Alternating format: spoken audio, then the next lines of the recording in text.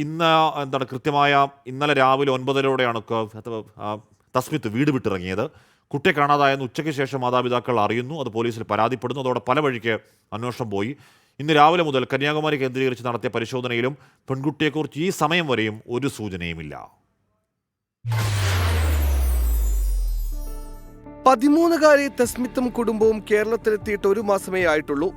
അസമിൽ നിന്ന് കേരളത്തിലേക്കുള്ള വരവ് അവളുടെ ആദ്യ ട്രെയിൻ യാത്രയുമായിരുന്നു. അങ്ങനെയുള്ള പെൺകുട്ടി എങ്ങോട്ടാണ് തനിച്ച് ട്രെയിനിൽ പോയത്? നിശ്ചയിച്ചുറപ്പിച്ച യാത്രയായിരുന്നു അത്. കഴക്കൂട്ടത്തെ വീട്ടിൽ ഇന്നലെ രാവിലെ സഹോദരിയുമായി തസ്മിത്ത് വഴക്കിട്ടിരുന്നു.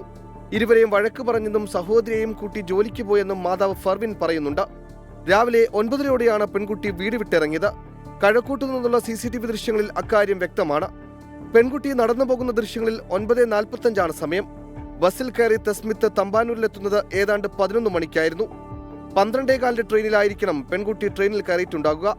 അവൾ ട്രെയിനിൽ യാത്ര ചെയ്യുന്ന സമയത്താണ് മാതാവ് മകളെ കാണാനില്ലെന്നറിയുന്നത്. ഉച്ചഭക്ഷണത്തിനായി വീട്ടിലെത്തിയപ്പോൾ തസ്മിത്ത് അവിടെ ഉണ്ടായിരുന്നില്ല. മകളെ കാണാതെ മാതാവ് നെഞ്ചുനീറുമ്പോൾ തസ്മിത്തും ട്രെയിനിലിരുന്ന് കരയുന്നുണ്ടായിരുന്നു. ആ കരച്ചിൽ കണ്ടാണ് തസ്മിത്തിന്റെ അടുത്തിരുന്ന യാത്രക്കാരി ബബിത മൊബൈലിൽ ഫോട്ടോ എടുക്കുന്നത്. ബബിത നെയ്യാറ്റിൻകരയിൽ ഇറങ്ങുകയും ചെയ്തു. ഇതേ സമയത്താണ് കഴക്കൂട്ടം പോലീസ് സ്റ്റേഷനിൽ മകളെ കാണാനില്ലെന്ന പരാതിയുമായി മാതാവ് എത്തുന്നത്. പല വഴിക്ക് പോലീസിന്റെ അന്വേഷണം തുടങ്ങി.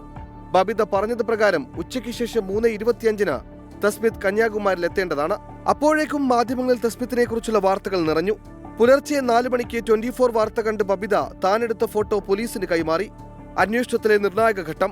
ആ ഫോട്ടോ കുട്ടിയുടെ പിതാവ് തിരിച്ചറിഞ്ഞു. വിവരം കന്യാകുമാരി പോലീസിനും കൈമാറി. പിന്നാലെ കേരള പോലീസ് കന്യാകുമാരിയിലേക്ക്. 24 വാർത്താ സംഘവും ഒപ്പം.